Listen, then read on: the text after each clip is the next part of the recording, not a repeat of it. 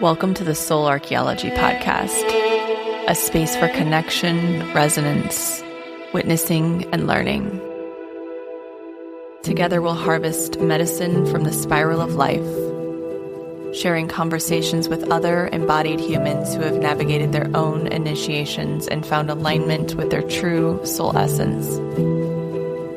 With weekly astrology, energy updates, embodied conversation, and channeled teachings, this is a space for you to land and find resonance with the spiral of your own soul.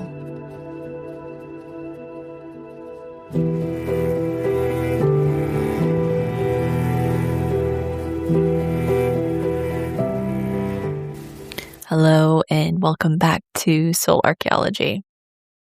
What a time to be alive. I'm just thinking of all of you who are part of this web and this weaving and this fabric. I know it's a very intense time.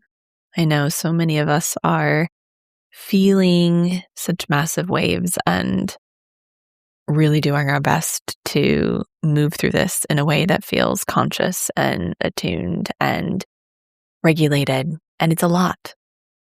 So I'm hoping this episode can feel like a space to land, to reorient, to find some space that feels contained.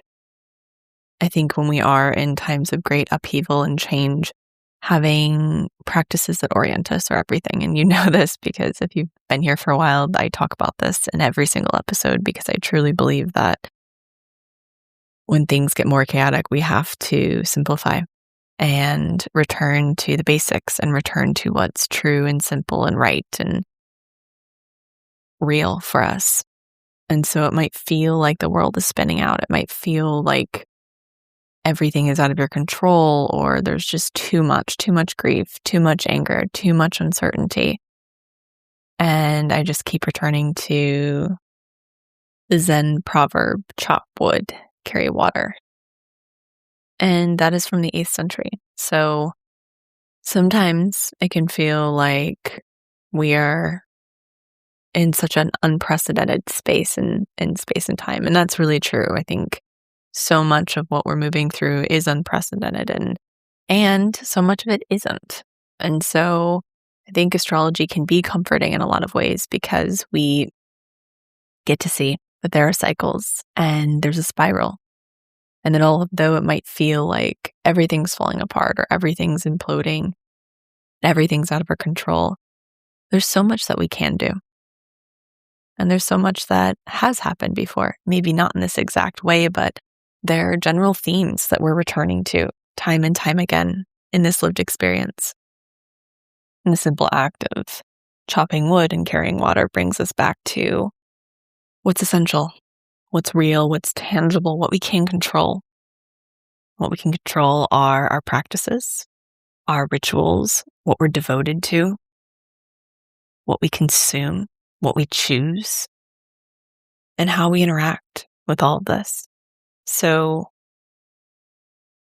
this Aquarius stellium that we're in is giving us an opportunity to really master the mind. And we'll need that mastery moving forward. I've been talking about this for years. I've been probably emphasizing it in every podcast episode, but things won't be slowing down anytime soon. The energy is accelerating. The speed at which things are moving is increasing. And that's not to scare you. That's to just provide insight into what we can expect.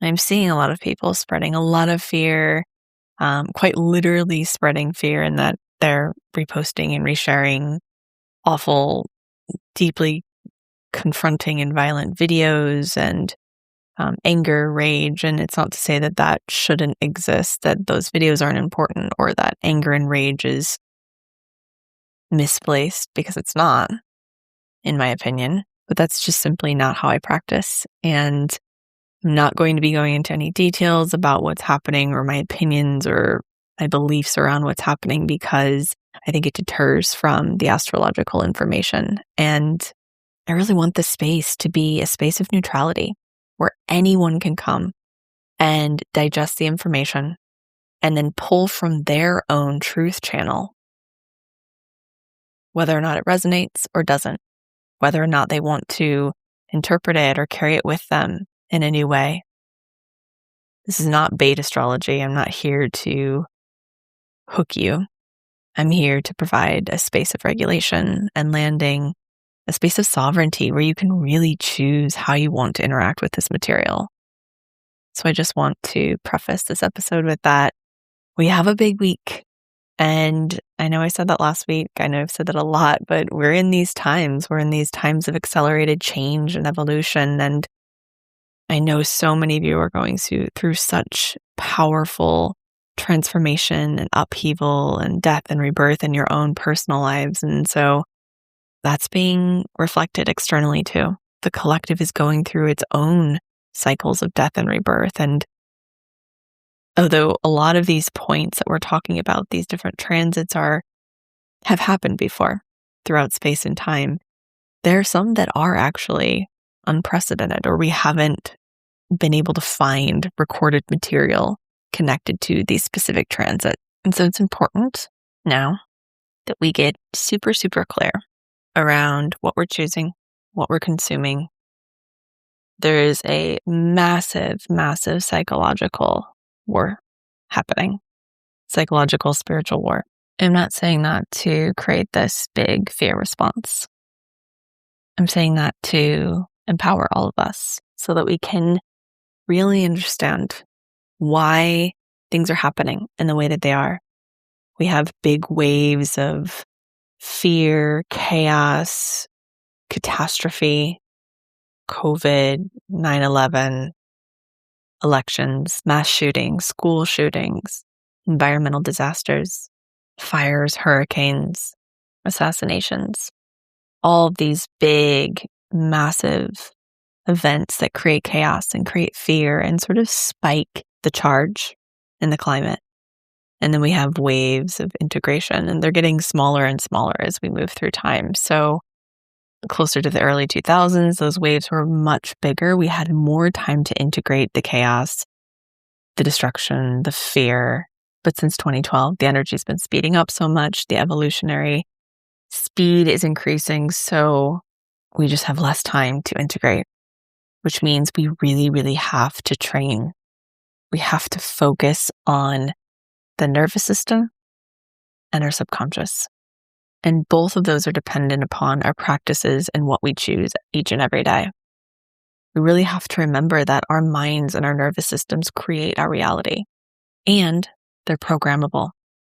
They become easy targets for forces that want to control us individually, but also large populations. A discerning, rooted, and resourced system is the greatest tool we have at this time. These catastrophic events are designed to hijack our systems. It doesn't mean that they're not real or they aren't happening. It just means we have to be super aware and discerning of how we interact with these events. And as I always say, it comes down to emotional alchemy, being with and sitting with what's coming up in real time. You might need to create space for yourself. You might need to tune out or turn off social media for a day or a week or a month. You might have to turn off all networks of consumption. Whatever you need to return to your center so that you can be someone who anchors the light, who holds space, who shows up in integrity, resourced, aligned, regulated. We've been training for this. All of what's been happening in your personal life, it's brought you into your deep layers, the emotional alchemy, the processing, the nervous system work, the big waves of evolution, all that has been preparing us for this time. And that does not mean that we don't get to dissolve and fall apart and grieve and cry and rage. It just means we have the conscious tools to do so. We have awareness, we have containment, we have conditions that really support this processing. This week we have 2 pretty significant transits with Mars, one with Pluto, the other with Venus. We have this massive Aquarius stellium. In the beginning of the week, we have Neptune entering Aries, and this is a transit I've been talking about for a few years now. We've been moving into it. We've been feeling it. We experienced it last year for a little bit of time, and now we're really at the entry point. So on Monday, January 26th, we have Neptune entering Aries until 2039. On January 27th, we have Mars officially meeting Pluto for a conjunction. And then on January 29th, we have Mars meeting Venus. Both of these transits are happening in Aquarius, so everything's being influenced by Pluto. We have Sun, Mars, Venus, Mercury, and Pluto all in Aquarius, which means we're simultaneously seeing the deepest, darkest basement material surface with Pluto, while we're simultaneously feeling new pathways emerging, new insight, new ways, new ideas, new systems, because Aquarius is innovative. But first, I really want to go into the energy of Neptune's shift into Aries. And I talk about this a lot in my 2026 forecast workshop. So it's a great place to really understand the full energetic climate of 2026. We dive into the specifics of Neptune and Aries, the transit itself, the conjunction between Saturn and Neptune. We move through a pretty powerful quantum healing journey, which aligns with the energy of this transit. And you also get a 2026 workbook, which breaks down the energy of each month of 2026 and how to work with it. So you can find the link in my bio for that workshop. You can work through it all year long. I have a lot of people that repeat that quantum healing journey and find it to be super supportive throughout the year. So Neptune entering Aries, January 26th, 2026 through 2039. Neptune spends about 14 years in the sign. And it's interesting because we're not only closing a 14-year chapter of Neptune and Aries that began in 2011, but we're completing a 165-year cycle of Neptune moving through the entire zodiac. So Neptune entered Aries the last time in 1861. So we've been in an entire Neptune cycle since 1861. And now we're opening a new cycle. Saturn in February is also opening a new 30-year cycle. Anytime something enters Aries, it exits the end and enters the beginning of something new. So Neptune's journey through Pisces really has shaped an entire era of collective consciousness. It began in 2011. We've been living inside of this dissolving, this death portal. It's softened boundaries, thinned veils, opened psychic, emotional, and spiritual channels. It's expanded compassion and mysticism, but it's also blurred reality, truth, identity. It sort of forced us to really befriend, surrender, trust, faith. I'm sure many of us have been on a spiritual healing path since then, if not before. It's expanded our awareness and consciousness of the interconnectedness of all things. It's expanded our faith, I'm sure, in many ways.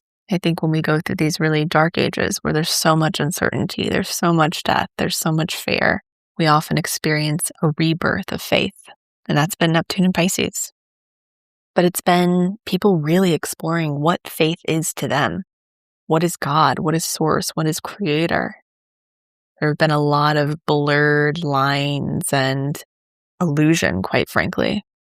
It's being revealed how easily illusion and escapism and even disorientation or distortion can take hold when we lose discernment, when we pedestal people, when we give our power away.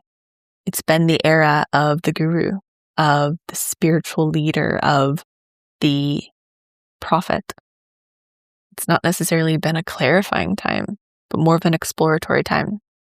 Neptune in Aries is a consolidation of this knowledge and this wisdom. It's wanting us to distill it and boil it down into something that's tangible and real and actionable. During the Neptune and Pisces era, so many of us dissolved old identities without yet really knowing what would replace them. We felt deeply, but often struggled to act or materialize or create from that space. This was all a really necessary gestation period. a collective return to the oceanic womb of consciousness, of Mother. Neptune in Pisces really reminded us that we are spiritual beings, that we are a soul having a human experience. But it didn't really give us a roadmap or anything really tangible to do with that knowing and that remembrance. So we're closing this chapter defined by idealism and spiritual exploration and searching and dissolving and disillusion, longing. And now the question is, how do we embody what we've learned? How do we consolidate this into something that's manageable and workable and real and tangible? How do we create from this space? How do we move forward? How do we build a new world after dissolving so much of what's been? I really think that Neptune leaving Pisces marks the end of this sort of spiritual adolescence. We're in an initiatory period. We're being asked to act, to change, to embody what we've learned in a new way.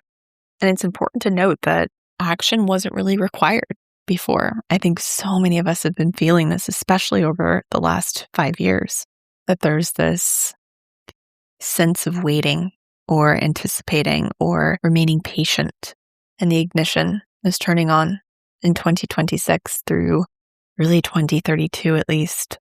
So we're not just beginning a new 14-year cycle, we are beginning a new 165-year cycle with Neptune in Aries.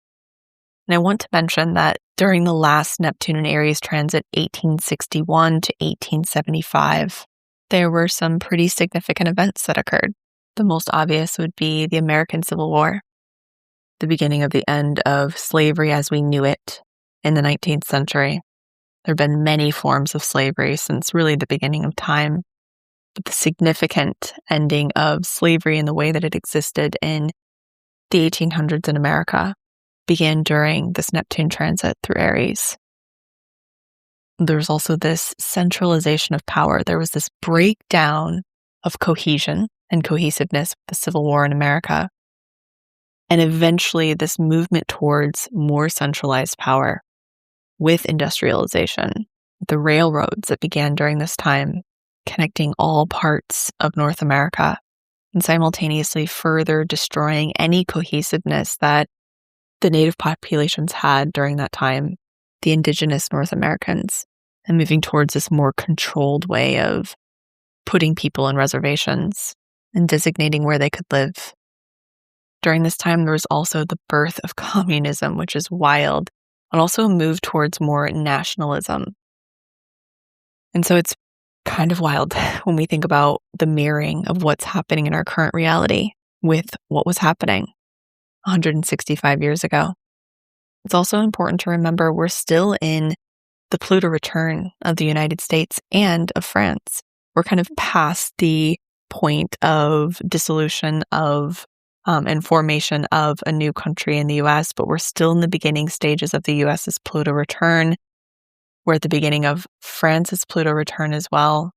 So the modern Western world as we know it had its birthing point with similar transits to what we see now. Astrology is cyclical, and this is a true rebirth portal. The energy is the same when the world broke apart and reconfigured itself 160 years ago, 300 years ago.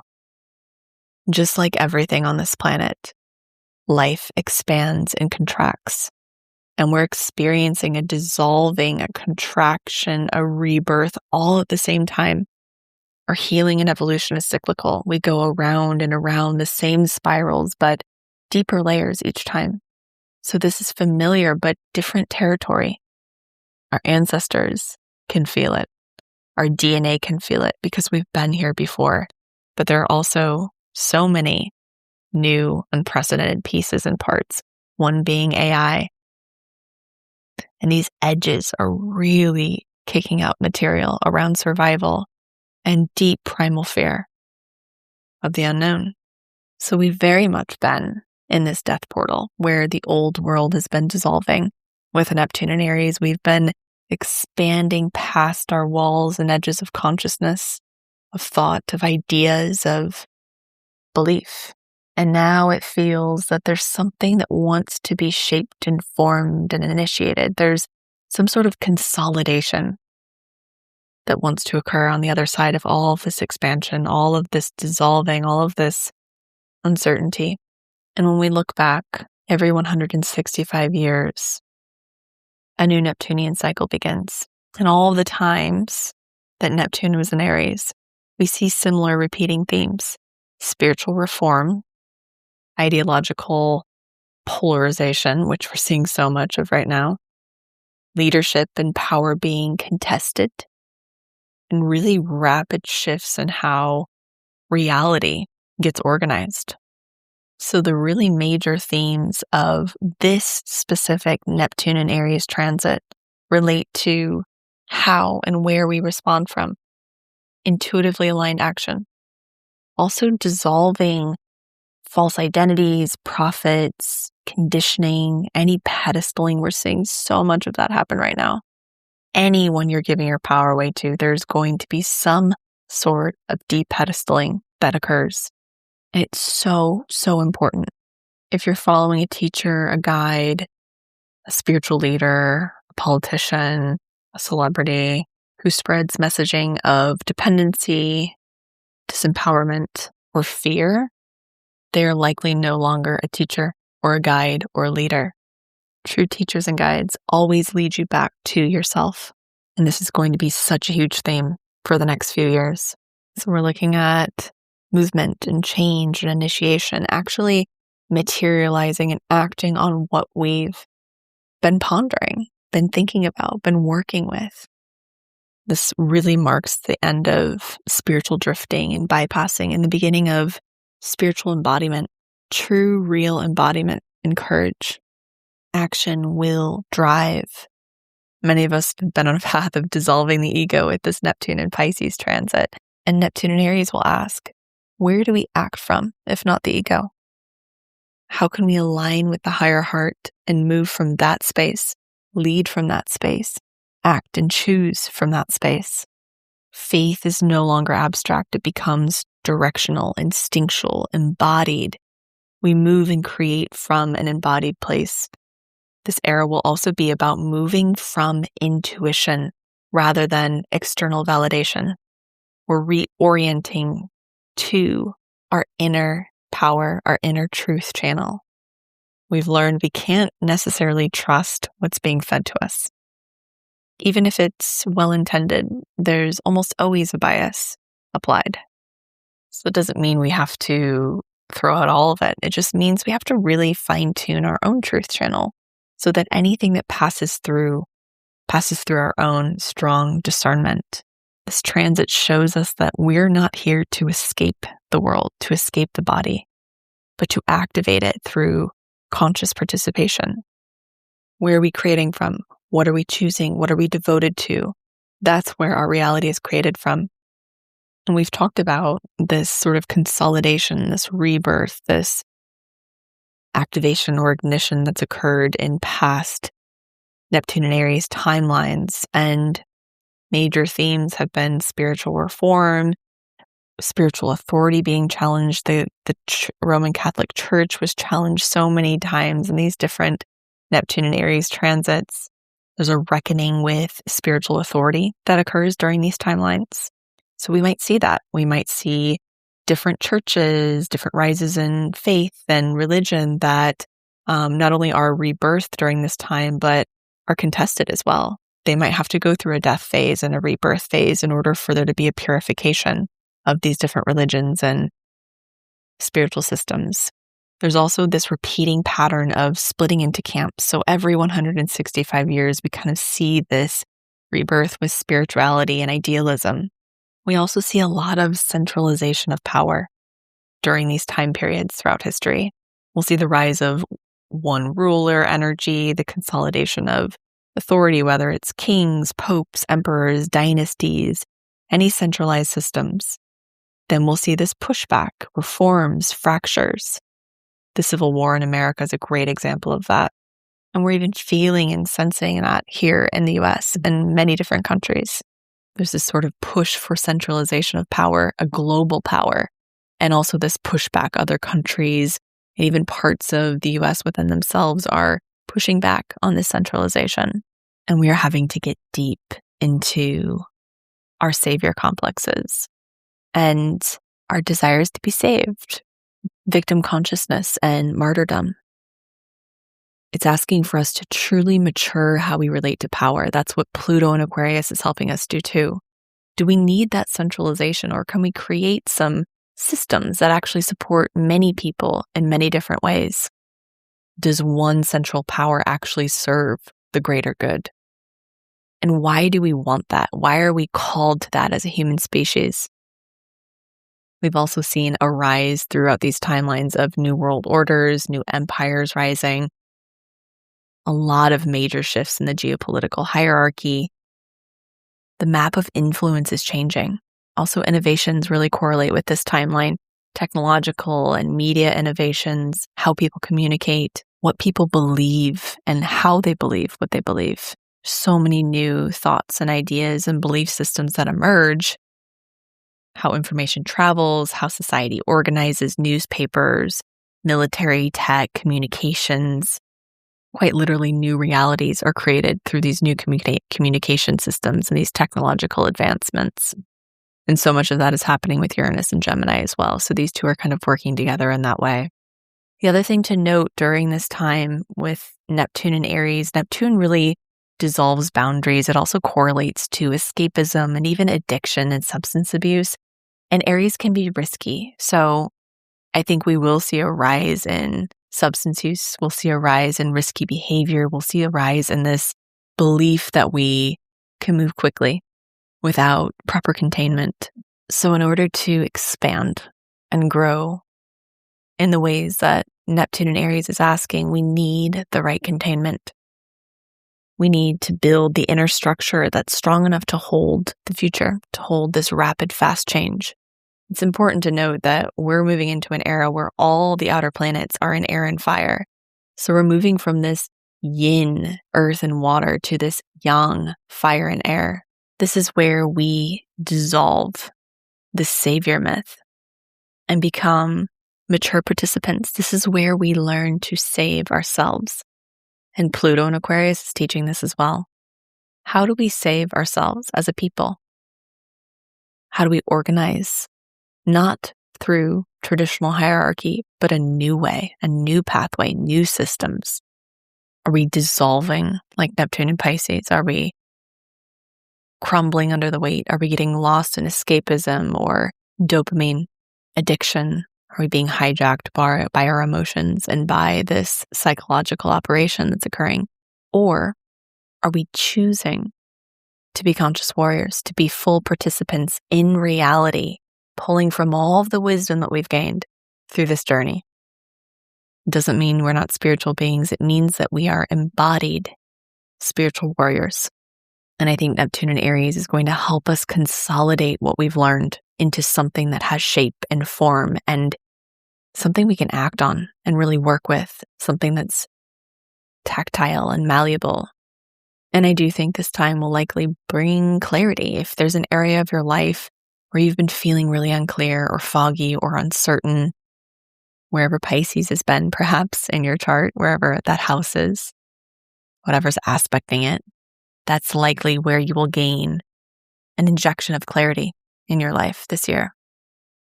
Especially with Saturn entering Aries, it's going to be so helpful to start building some scaffolding to support this new reality we're creating. And we know we're already in the eclipse window. The first eclipse of this year is on the 17th of February. We're moving into this period of rapid transformation and change from February through July, really until the fall. We'll be moving really quickly. And later this week, the Aquarius stellium really supports the process of sorting through all of this new material that Neptune and Aries will bring. We're being initiated into spiritual warriors who not only can meditate and practice emotional alchemy, clear and work with energy, but know how to actualize that work on the physical plane, create new systems, build new communities, enact change in ways that are impactful rather than just destructive. And that brings us into the energy of this Aquarius stellium. We have Mars meeting with Pluto on the 27th, and we've already been in this energy. The explosive weekend we've had collectively with what's happening in Minneapolis, even the intense freeze that's happening across the states in the US. I think many European countries are also experiencing a really cold, wintry weather this winter. For many of us, our systems have been in freeze while this freeze is happening across the US as well. And this is the energy of Mars and Pluto. Mars is will, drive, action. Pluto is the higher octave of Mars. So it deals with all the same fundamental pieces, but just at the higher level, at the soul level, at the karmic level. And this is a power ignition point. Mars is will, action, instinct. Pluto is death, rebirth, truth really beneath the surface. And so we're seeing internally where we hold belief systems that are rooted in fear, that are rooted in anger, rage, hatred. We are seeing where our personal will is being derived from. Pluto excavates and unearths what's unconscious within this space. And when we're dealing with Aquarius, it's belief systems, external systems, internal systems, ideology.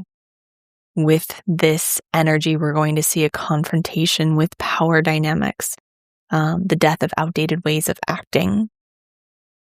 Anger and rage surface. Both Mars and Pluto can bring up anger and rage. Pluto will be surfacing old anger and rage that Mars holds, specifically around beliefs and ideology. And we're seeing it play out perfectly on the world stage. And because Aquarius rules the collective, a lot of this deals with the collective, the group. It's not necessarily about self, but it's about how we feel about groups, how we feel about the collective, how we feel about belonging. This could feel like a breaking point around how you engage with systems, how you engage with power, how you engage with authority, how you engage with your own anger and rage and will and drive. A call to act differently, to engage with this differently, from more of the eagle's eye perspective rather than the inner adolescent or teenager. And then on January 29th, Mars pulls away from Pluto a little bit and begins to meet with Venus. And this is going to be helpful energy. Venus and Mars unite. Venus is values, connection, money, relationships. Mars is drive, will, desire. This is about relational liberation. This is probably going to bring it more down to a personal level, providing openings for new relational patterns to form. Maybe there's a relational rupture. Maybe there's a rebalancing of the masculine and feminine within your life and how you're moving, how you're acting, where you are creating from. This is a recalibration of the creator point. We're experiencing that with Neptune in Aries, Saturn in Aries. And we're really working with this infrastructure here, the infrastructure of our minds with this Aquarius stellium, reworking the infrastructure of our minds, clearing old material, building new scaffolding for new timelines to emerge from a clear, sober, discerning space rather than fear, rather than old karmic material.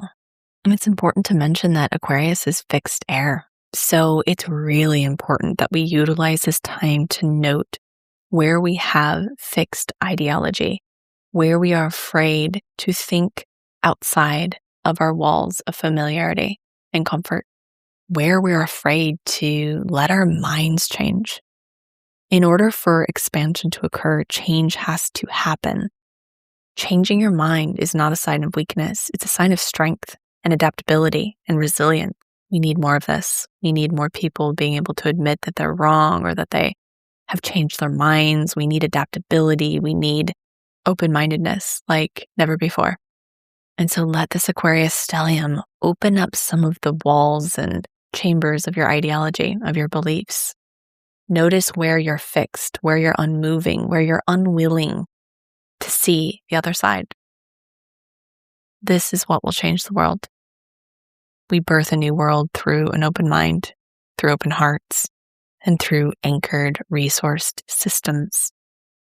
And so this is a big week. This is a huge week of reconstruction, recalibration, reworking of our mental space, our mental field, preparing for an entirely new era. We are actually moving into a new era. It probably doesn't feel like that right now, but I am telling you, we are both dissolving and building a new world at the same time. So it's very weird. It can feel really confronting. It can feel foggy and confusing. You might just not even know what to do with this energy, and that's okay. Just return to the basics.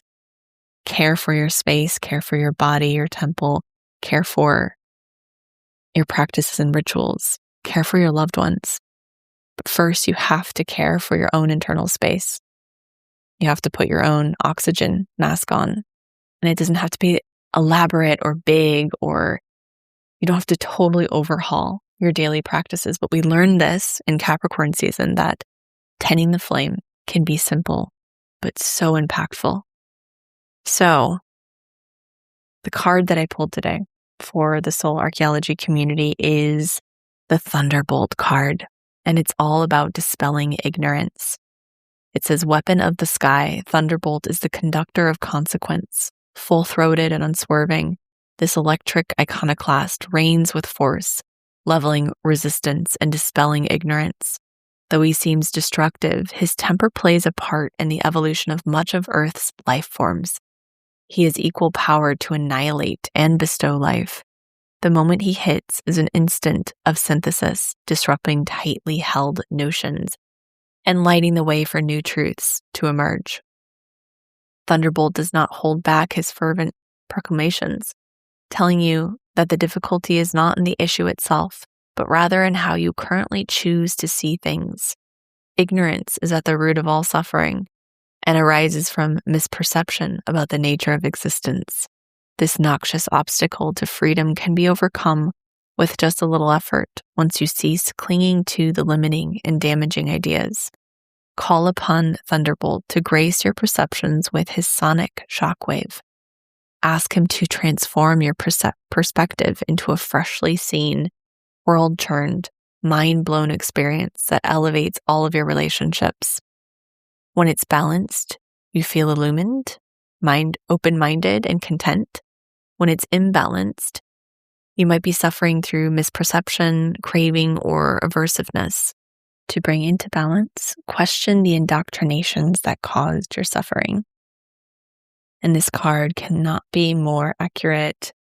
We're getting a lot of thunderbolts. It's whether or not we're utilizing them as opportunities to expand our consciousness, or we're letting them further pigeonhole us into our ideologies and beliefs and boxes and echo chambers. What are you choosing? Thank you, as always, for being here. Thank you for just your presence and for your open-mindedness. And I just, every time I meet someone from this community, whether it's through a clarity call for mentorship or on Instagram or through email, it's just such a huge heart opening for me. Everyone here is incredible, amazing. That's why I'm so excited to launch this group cohort. And I thank you for being so patient. I've been in my own Neptune portal, death portal for sure, and just really wanting to make sure that all the details of this container are right. I initially wanted to release it or launch it in January and just very quickly realized that was not the right timing and shifted it to the astrological calendar. The only reason I wanted to do January 2026 is because I wanted to walk the whole year of 2026 together, but then I realized that the threshold between 2026 and 2027 was actually more palpable and more important to provide this containment for. And so we're beginning in late March, early April of 2026. And so the wait list is open for that. You can put your name down, your email. I've had a lot of people ask about the details. The sales page will be launched in the next few weeks. The cart will open in the next few weeks as well. So look out for that. If you have specific questions about it, feel free to reach out to me. But I'm so excited for this cohort. I think it's going to be a group of incredible conscious warriors who are ready to just ignite the power of this year, of this threshold into 2027. I know a lot of people are recommending that we have containers to walk through this initiation because it is that, and when we don't have containers, there can be a lot of disorientation. So that's what I'm providing with this cohort. I would love to have you there. You can put your name on the wait list if you're interested. Thank you for being, and have a beautiful, beautiful week.